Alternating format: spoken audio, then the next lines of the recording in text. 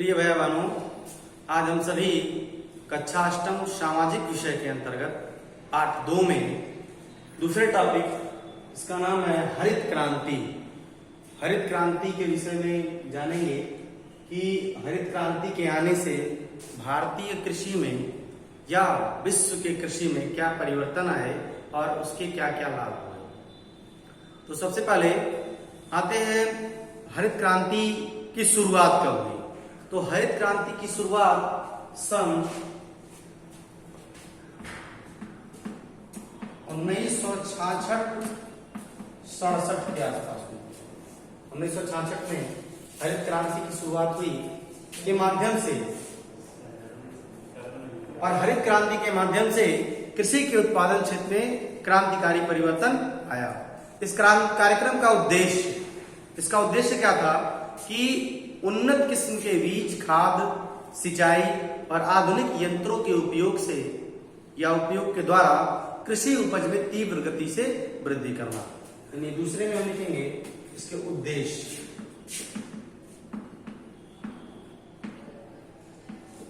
उद्देश्य में क्या था कि उन्नत किस्म के बीज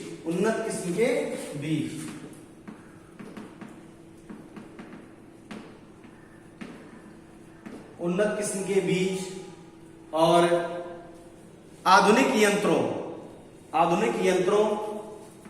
खाद,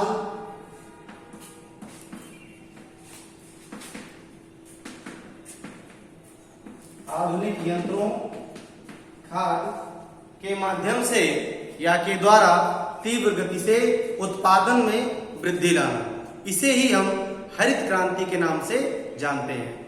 और सबसे पहले भारत में doctor M S Swaminathan doctor M S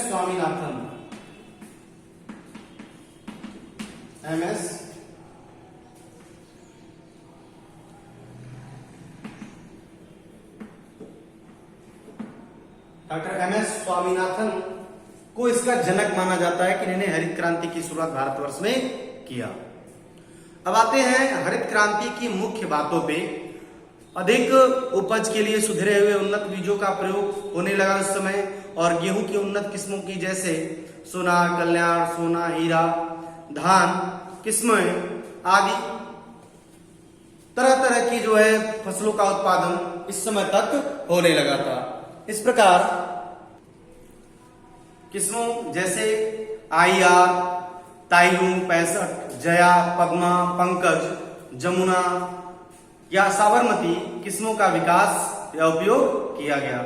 दूसरी बात, रासायनिक खादों जैसे कि ammonium sulphate, urea, super phosphate, potassium sulphate, di ammonium phosphate तथा पोटेशियम नाइट्रेट का विकास व उपयोग हरित क्रांति में किया जाने लगा।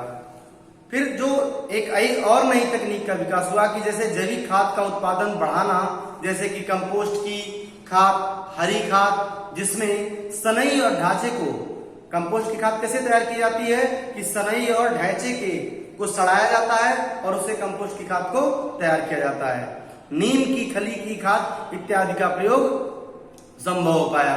रासायनिक कीटनाशकों या रासायनिक कीटनाशक दवाओं का प्रयोग करना या कृषि क्षेत्र जैसे ट्रैक्टर, थ्रेशर आदि का प्रयोग करना और फसलों की सिंचाई के लिए नलकूप, नहरों, तालाब आदि बनने का कार्य किया जाने लगा। और इस सब के प्रयोग द्वारा उत्पादन बढ़ाने का प्रयास हरित क्रांति में संभव हो पाया।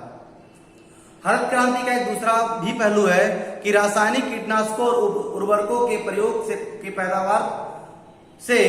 पैदावार क्या हुआ, बढ़ा, और लेकिन इसके प्रभाव से लंबे समय तक या इसका प्रभाव लंबे समय तक बना रहे। इससे क्या नुकसान हुए कि भोजन चक्र में जिस प्राणी द्वारा इसका उपयोग किया जाता है वह रसायन उसको प्रभावित करने लगा।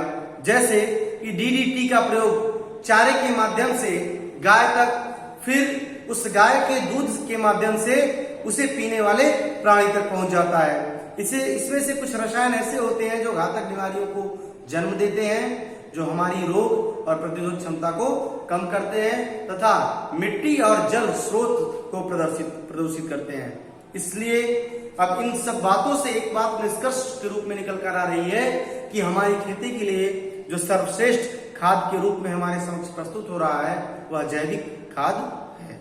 धन्यवाद। अगले चैप्टर में या अगले वीडियो में हम इसके अभ्यास प्रश्नों को हल करेंगे और समझेंगे।